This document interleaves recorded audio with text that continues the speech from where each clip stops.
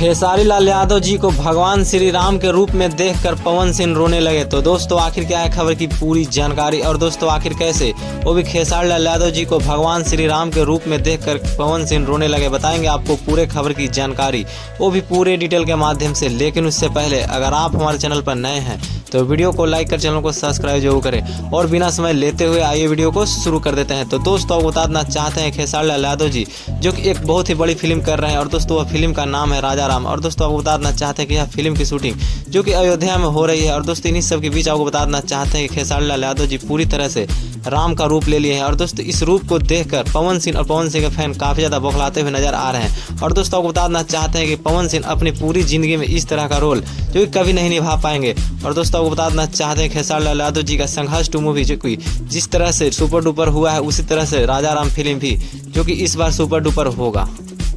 लेकिन दोस्तों आपको बता देना चाहते हैं कि पवन सिंह जो खेसारी लाल यादव जी के भगवान श्री राम के रूप में देखकर काफ़ी ज़्यादा बौखलाते हुए नजर आ रहे हैं।